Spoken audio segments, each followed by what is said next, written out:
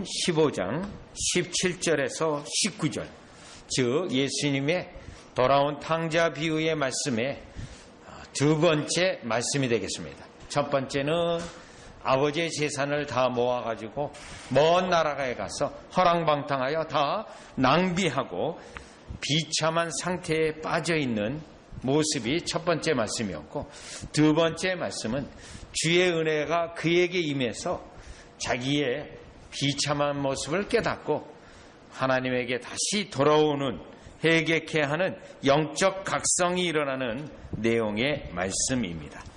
17절에서 19절까지 제가 받들어 읽겠습니다. 이에 스스로 돌이켜 이르되 내 아버지에게는 양식이 풍족한 품꾼이 얼마나 많은가. 나는 여기서 주려 죽는구나. 내가 일어나 아버지께 가서 이르기를 아버지, 내가 하늘과 아버지께 죄를 지었사오니 지금부터는 아버지의 아들이라 일컬음을 다 감당하지 못하겠나이다. 나를 품꾼의 하나로 보소서 하리라 하고. 오늘 이 17절에서 19절은 집을 나간 탕자가 자기의 제약된 비참한 모습을 깨닫고 자기 스스로 반추하고 있는 내용의 말씀입니다. 그리고 오늘 본문 말씀 다음 20절에는 비로소 이에 일어나서 아버지께 돌아가니라, 행동으로 옮기는 모습이 우리가 다음 주에 살펴볼 내용의 말씀입니다. 자, 그러면 오늘 이 17절에서 19절은 이제 하나님께로 돌아가는, 집을 나간 탕자가 아버지께로 돌아가는, 결정적으로 돌아갈 때 그 심령에 어떤 변화가 일어났고 그 심령에 어떤 영적 현상이 있는가를 설명해 주고 있는 모습입니다. 그런데 오늘 본문의 말씀을 17절을 볼 때 이에 스스로 돌이켜 이르되, 여기 이제 스스로 돌이켜 이르기 때문에 이 말씀을 우리는 누구든지 다 내 자신을 스스로 돌이켜서 하나님께로 돌아갈 수 있다, 그러한 내용으로 오해할 수 있는데, 오늘 17절의 말씀은 스스로 돌이켜 이르되 할 때 그 이전에 하나님의 은혜가 있어서 영적인 각성이 일어나서 이제 그가 돌이키는 모습의 내용의 말씀이라는 것입니다. 즉, 한 영혼이 하나님께로 돌아갈 때 그 영적인 현상이 어떤 것들이 일어나고 그 심령에 어떤 변화가 일어나서 하나님께 돌아가는지에 대한 내용을 살펴보려고 합니다. 여기에는 우리가 세 가지 내용이 있는데요, 그 본문 17절이 하나고 18절이 두 번째고 19절이 이제 세 번째 내용이 되게 됩니다. 자, 그러면 이제 첫 번째 내용을 살펴보도록 하겠습니다. 자, 17절이에요. 이에 스스로 돌이켜 이르되 내 아버지에게는 양식이 풍족한 품꾼이 얼마나 많은가. 이 부분이에요. 사실 하나님 아버지에게, 하나님 은혜 안에 얼마나 풍성한 것이 많이 있는가, 그거를 깨닫습니다. 한편으로요. 자, 이것은 우리가 복음을 통해서 그리스도 안에 아버지가 마련해 놓으신 은혜가 풍성하다는 것을 깨닫는 거예요. 그러면 이거를 깨닫는 것과 함께 더 반드시 영적인 각성이 일어날 때 깨달아야 되는 게 있어요. 그게 뭐냐면 나는 여기서 주려 죽는구나, 요겁니다. 나는 여기서 주려 죽는구나. 자, 이 말씀은 내가 계속해서 제 가운데 있게 된다면 결국은 어마어마한 죽음과 어마어마한 비참함이 나에게 임할 것이라는 깨달음을 깨닫는 건데, 여러분 이 부분은 철저히 하나님의 은혜로, 성령의 역사로 깨달아지게 되는 겁니다. 왜냐하면 여러분 이 세상에는 많은 사람들이 있는데 그 많은 사람들은 여전히 죄를 짓고 있습니다.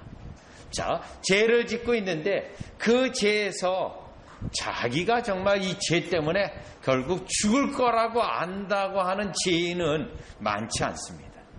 만약에 그렇다면 그러한 사람들이 다 죄를 멈추고 그 죄의 용서를 위해 하나님께 돌아가겠죠.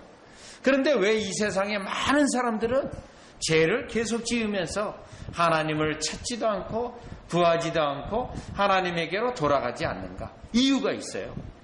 그들에게는 은혜가 없기 때문인데, 은혜가 없기 때문에 자기가 비참하고 본문에 있는 것처럼 나는 여기서 쥐려 죽는구나, 이거를 깨닫지 못하기 때문에 그렇습니다. 여러분, 보통 미국 사람들은 그 사회가 제약된 사회인지, 또 그 제약된 사건에 그리스도인들이 얼마나 연루되었는지 이 퍼센테이지를 살펴보는 게 있어요. 왜 그러냐면 지미 카터 대통령 이후로 많은 미국인들이 나는 복음주의자입니다, 나는 예수님을 믿습니다, 나는 거듭난 사람입니다, 이러한 신앙 고백을 지미 카터 이후로 공공연하게 하는 문화가 형성이 되어져요. 그래서 교회는 그러면 나는 그리스도인입니다, 거듭났습니다 할 때 정말 거듭났는가 봤을 때 그 사회의 제약이 어느 정도 줄어들었는가, 그걸 가지고 교회의 경건의 능력을 봐요. 이때 항상 사회 제약이 감소되었는가를 볼 때 제 목록이 있습니다. 그 제 목록이 뭐냐면 가늠하는 사건들이 얼마나 되어졌는가, 늘어났는가, 줄어들었는가. 또 하나는요, 음주운전을 봅니다. 음주운전이 과연 줄어들었는가. 또 하나는 마약을 봐요. 마약하는 자들이 늘어나는가 줄어드는가.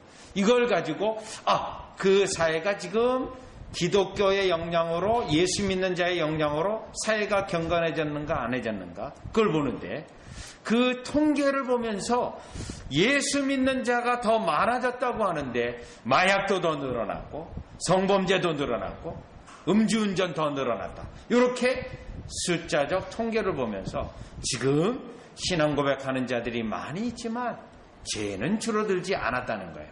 자, 여기에 있는 것처럼 정말 그 사회가 영적 각성이 일어나고 자기들이 죄를 깨닫고 하게 된다면 본문에 있는 17절에 있는 것처럼 나는 여기서 쥐려 죽는구나, 죄 가운데 있다 한다면 나는 죽는구나, 이거를 깨닫게 된다는 겁니다.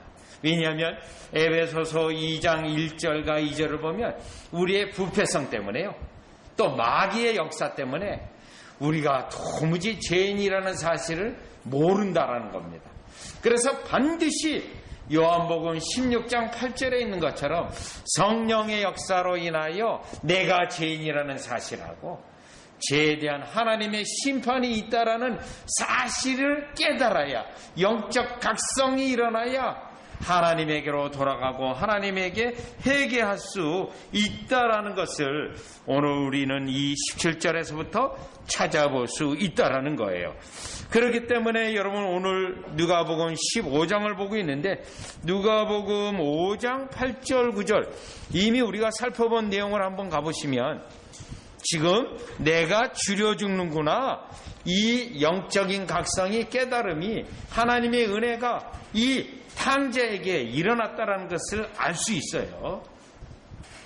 자, 누가복음 5장 8절과 9절을 보시면 시몬 베드로가 예수님의 기적을 경험하게 됩니다. 큰 기적이죠. 물고기가 어마어마하게 잡혔어요.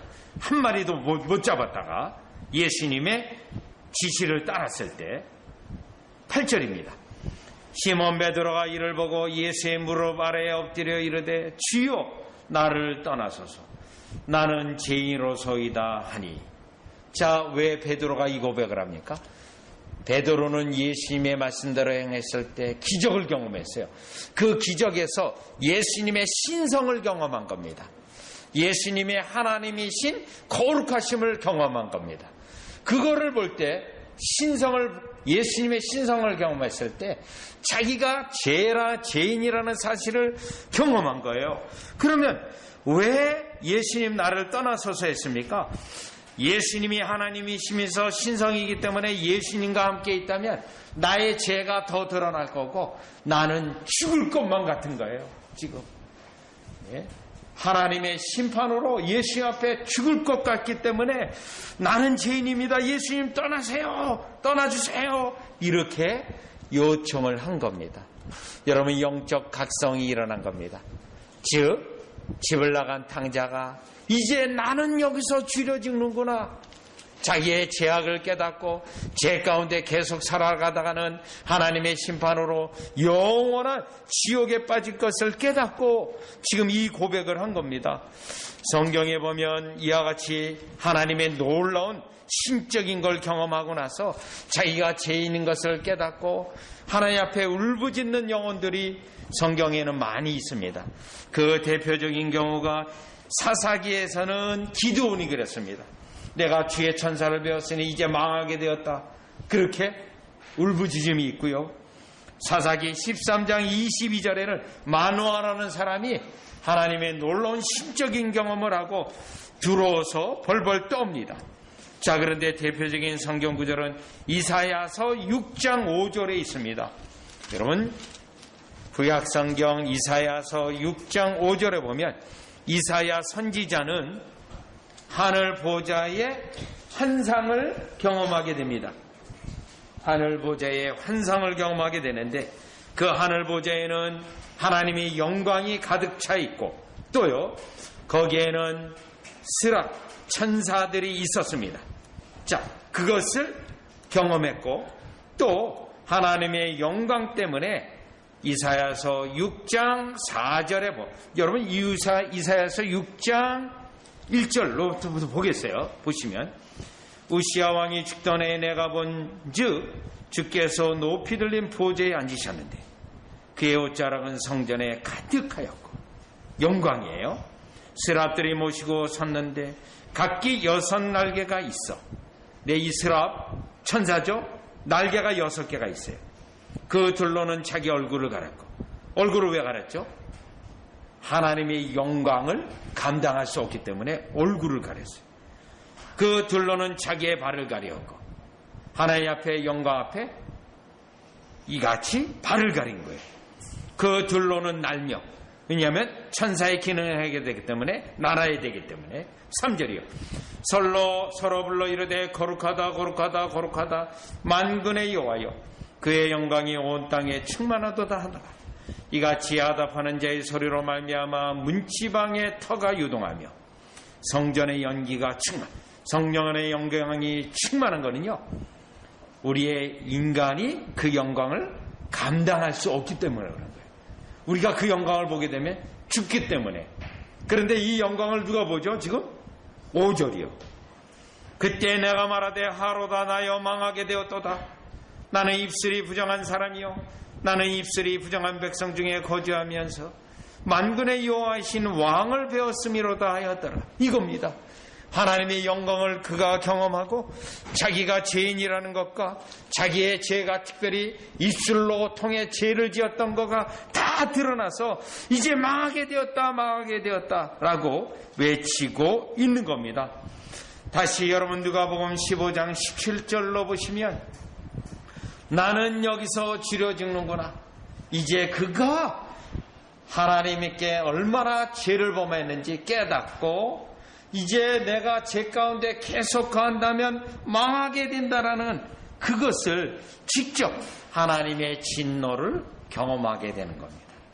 그래서 그는 이제 쥐려 죽는구나. 여러분 죽을 수는 없지 않습니까?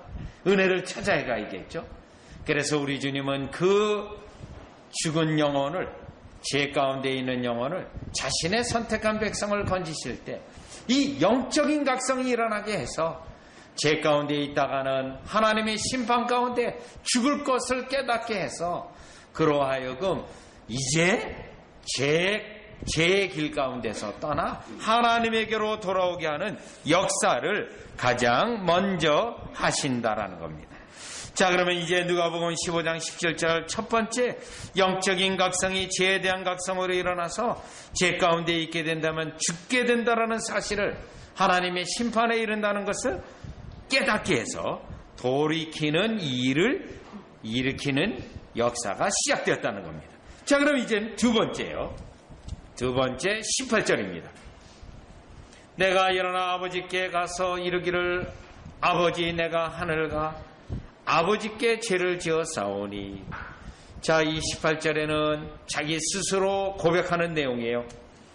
자신의 육신의 아버지에게도 죄를 지었고 궁극적으로는 하나님 아버지에게 죄를 졌다는 거예요. 그래서 아버지와 아버지께 가서 아버지 내가 하늘과 아버지께, 이 고백을 하고 있습니다. 자, 그러면 여기 아버지, 육신의 아버지의 재산을 다 가져다가 쓴 것, 그것도 방탕하게 쓴 것도 죄를 분명히 깨닫고 있고요. 또 하늘과 하늘에 있는 아버지, 하늘이라고 되어 있어요. 하나님이십니다. 하나님에게 죄를 지었다고 고백하는 내용입니다.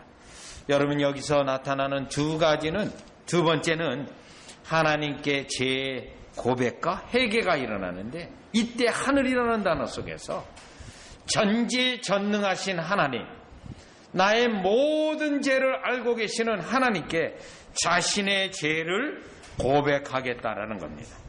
자신의 죄를 하나님이 일일이 다 알기 때문에 그 하나님, 전지하신 하나님 옆에 나가서 다 인정, 자신의 죄를 인정하고 고백하겠다고 하는 내용이 18절에 있는 내용입니다. 자, 이것은 회개할 때 변명이 없는 겁니다.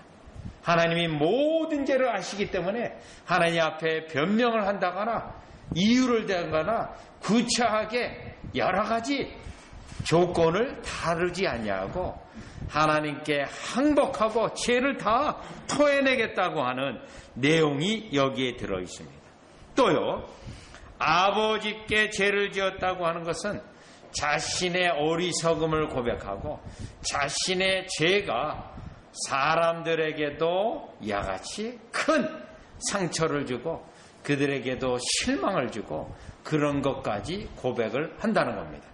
여러분, 우리가 때때로 회개할 때 내가 잘못한 사람에게 회개 안 하고 그냥 하나님께만 회개하는 경우가 있습니다. 안 됩니다. 하나님께 회개도 해야 되고 내가 사람에게 잘못했다면 그 사람에게도 회개하고 용서를 구해야 합니다. 그거가 성경에서 주기도문이 우리에게 말하고 있는 중요한 원리예요. 자, 하나님께 다 용서해 주시니 내가 사람에게는 안 해도 된다. 그거는 안 됩니다. 여기에서도 분명히 아버지에게도 분명히 회개하고 하늘에 계신 하나님에게도 회개한다는 거예요. 변명의 여지가 없이 자신의 죄를 철저히, 자신의 죄 때문에 상처받은 사람들, 자신의 죄 때문에 어려움을 겪고 있는 그들에게까지 고백한다고 하는 철저한 죄 인정과 고백이 여기에 있는 겁니다. 이게 영적인 각성이 일어나 하나님께 돌아갈 때 나타나는 두 번째 특징이에요. 죄를 슬퍼하고요. 자, 이 내용에 대해서 여러분 시편 32편 5절로 가보시면, 시편 32편 5절인데요. 시편 32편 5절입니다. 자, 5절을 보기에 앞서서 1절로 보시면, 1절에 보시면 허물의 사함을 받고, 허물이 얼마나 많은지 아는 거예요. 자신의 죄가 가려지는 자는 자신의 죄가 얼마나 많은지를 아는 겁니다. 자, 그런데요, 고백할 때 어떻게 해야죠? 마음에 간사함이 없고 그 죄를 인정하고 고백하는데 간사함이 없어요. 악인들은요, 이때 간사함이 있어요. 핑계가 있어요. 대표적인 사람이 누구죠? 가인입니다. 가인. 동생 아울을 죽이고도요, 하나님 앞에 시침이 딱 떴잖아요. 하나님이 드러내니까 어떻게 됐죠? 어쩔 수 없이 인정은 하는데 회개를 하지 않아요. 회개하지 않아요. 하나님이 심판한다고 하는데 심판이 무겁다고 해요. 자신이 지은 죄보다 하나님의 심판이 더 무겁다라는 항변입니다. 그런데요, 여기에는 간사함이 없어요. 그리고요, 4절에 보니 주의 손이 주야로 나를 누르시오니, 주님이 우리로 죄를 토하도록, 항복하도록, 죄에 대한 철저한 인정이 있도록 주의 손이 주야로 나를 누릅니다. 주야로. 회개하지 않으면 안 돼요. 토해내지 않으면 안 돼요. 그때 내 진액이 빠져서 여름 가물의 마름같이 되었나이다. 철저히 회개를 받으시는 하나님이죠. 토해내는 작업이죠. 5절이요. 내가 이르기를, 이게 핵심입니다. 내가 이르기를 내 허물을 여호와께 자복하리라 하고 자복합니다. 주께 내 죄를 아뢰고 내 죄악을 숨기지 아니하였더니, 이 포인트가 중요합니다. 하나도 숨기지 아니하고 다 토해내요. 어떤 축복이 있습니까? 곧 주께서 내 죄악을 사하셨나이다. 이겁니다. 주님은요, 이걸 기다리신 거예요. 토해내는 거, 완전 항복하는 거. 그러니 주님이 이 회개만 있으면 곧 내 죄악을 사해요. 주님이 죄악을 기억하지 않아요. 동에서 서가 먼 것처럼 다 용서해 주시는 거예요. 자, 이 내용을 여러분이 염두에 두고 누가복음 다시 15장의 18절로 보면, 내가 하늘과 아버지께 죄를 지어 싸우리. 철저히 죄에 대한 인정과 고백, 철저한 정확한 회개. 이때 이 18절이 그와 같은 회개를 통해서 우리 하나님에게로 돌아가고 은혜로 가는 모습이 오늘 본문 18절에 있는 두 번째 모습이라는 것입니다. 자, 그러면 이제 그가 죄의 비참함을, 죄로 인한 망하게 된 걸 깨닫고 죄를 철저히 인정하고 자백하고 또 고백하고, 그 다음에요 19절 세 번째입니다. 19절에 누가복음 15장 19절에요. 지금부터는 아버지의 아들이라 일컬음을 감당하지 못하겠나이다. 이제 도무지 아버지의 아들로 일컬음 받을 수 없습니다. 자, 그 다음에요. 나를 품꾼의 하나로 보소서 하리라 하고, 요겁니다. 품꾼의 하나로. 여러분, 이 고백은 마태복음 15장 21절에서 28절에 있는 가나안 여인이에요. 자기 딸이 귀신 들려 있는데 고쳐달라고 해요. 예수님이 거부하고 또 거절했습니다. 그때요, 그 여인이 고백이 있습니다. 예? 개들도, 자녀의 개들도 이 상에서 떨어지는 부스러기를 먹는다라는 고백을 합니다. 자기 자신을 짐승으로 비유했어요. 예수님이 자녀의 떡을 취하여 개들에게 줄 수 없다고 했을 때 개들도 상에서 떨어지는 부스러기를 먹는다고 돼 있어요. 부스러기 먹겠다는 거예요. 자신이 짐승과 같이 되겠다는 거예요. 그것과 똑같은 고백이에요. 15장 19절. 그래서 나는 품꾼의 하나로 아버지 집에 그저 있는 것으로 족합니다. 아버지 집에 품꾼이요. 아들도 아니고요. 철저히 낮아지는 겁니다. 여러분이 철저히 낮아지는 것은 하나님께 은혜를 구하는 진정한 모습이고 회개할 때 진정한 모습이에요. 누가복음, 우리가 지금 15장을 보고 있는데 누가복음 7장으로 가보세요. 누가복음 7장 6절에서 7절로 가보시면 여기 백부장이 나옵니다. 백부장이 예수님께 은혜를 구할 때도 이 모습이었어요. 누가복음 7장 6절 7절이에요. 예수께서 함께 가실새 이에 그 집이 멀지 아니하여 백부장이 벗들을 보내어 이르되 주여 수고하지 마옵소서 내 집에 들어오심을 나는 감당하지 못하겠나이다. 그러므로 내가 주께 나아가기도 감당하지 못할 줄을 알았나이다. 말씀만 하사 내 하인을 낫게 하소서. 예수님을 자신의 집에 모실 수도 없다는 거예요. 그냥 말씀만 하라는 거예요. 왜요?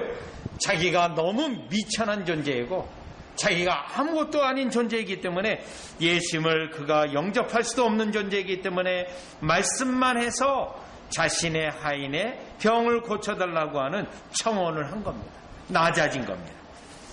누가복음 15장 19절에 있는 것처럼 나는 더 이상 아버지 아들이라 일컬음을 감당할 수도 없고 나를 품꾼의 하나로 여겨달라고 하는 이 고백이 오직 하나님 앞에 자신을 낮추어서 하나님의 은혜만을 구하는 낮아진 모습입니다.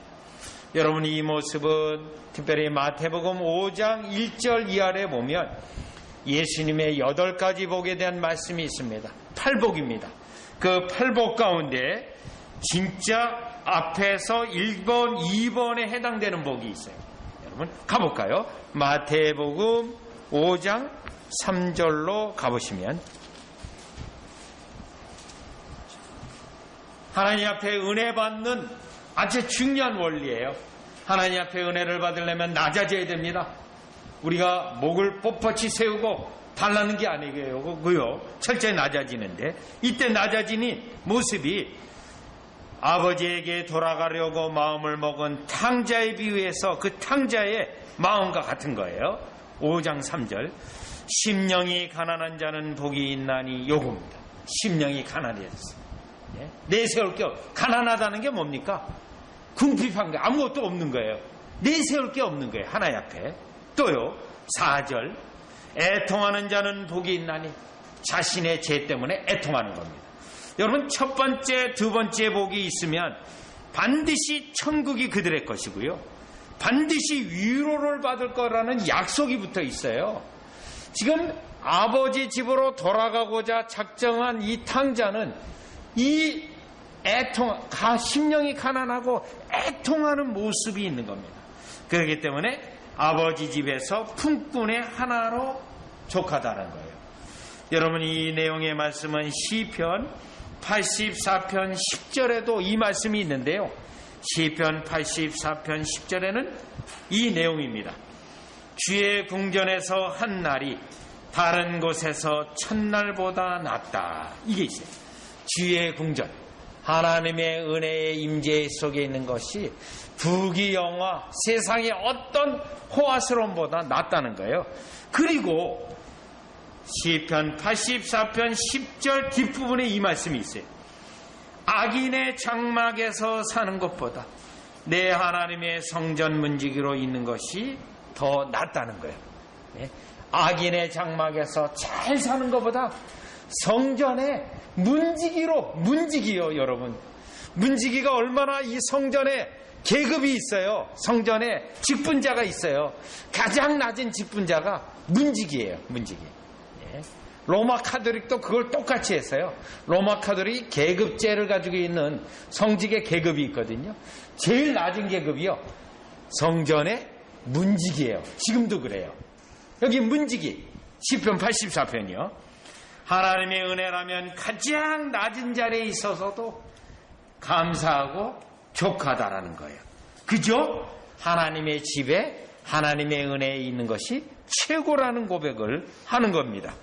지금 누가복음 15장 19절에 돌아가고자 하는 탕자가 아버지 집의 품꾼으로도 족하다라는 것은 하나님 아버지의 은혜가 족하고 하나님 아버지의 은혜가 귀하고 그냥 하나님께서 나의 하나님이 되시는 것, 그거 하나만으로도 인생에 그가 세상적으로 성공하지 못했다 할지라도, 가난한다 할지라도, 세상 사람들이 명예라고 하는 명예가 없다 하더라도 그는 그것으로 인생의 성공적인 인생이라고 고백하는 것과 같은 고백이 이 본문 15장 19절에 있는 것입니다.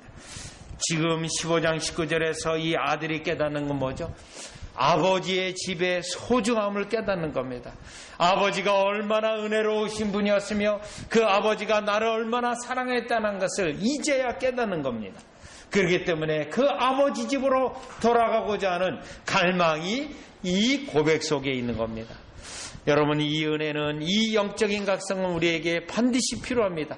이 은혜가 있어야 아버지 집에 가서 그리스도의 교회에 들어가서 하나님의 영광에 사모하게 되어지고 하나님을 사랑하고 하나님의 예배를 사랑하고 하나님의 백성과 함께 있는 것을 즐거워하고 세상의 어떤 부귀와 재물과 영광보다 이것이 가장 소중하다는 것을 깨닫는 단계가 여기에 있습니다.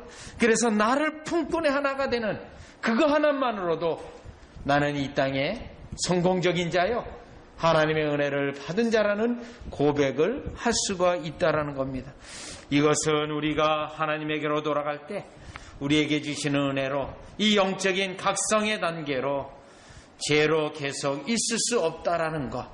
그리고요, 두 번째는 자신의 죄를 철저히 인정하고 고백하는 것. 세 번째는 철저히 낮아져서 하나님의 은혜만을 붙잡고자 하는 이 영적인 각성의 은혜의 모습이 구원의 은혜도 이 은혜가 있고 구원 이후에 우리가 하나님을 예배하고 하나님을 따라갈 때도 이 은혜가 우리에게 심령에 계속되어져야 되는데 왜요? 그래야 교만하지 아니하고 주님과 끝까지 동행하기 때문에 이 각성의 영적인 은혜가 여러분에게 넘치시기를 주 예수 그리스도의 이름으로 축원합니다. 기도드리겠습니다. 하나님 아버지 은혜를 감사드립니다. 우리가 도무지 하나님께로 돌아갈 수 없는 제약된 가운데 즐거워하고 세상 가운데 즐거워하고 죄를 짓기에 익숙해 있는 우리를 하나님의 은혜로 이렇게 탕자가 돌아가듯이 돌아가게 하시는 은혜를 감사를 드립니다.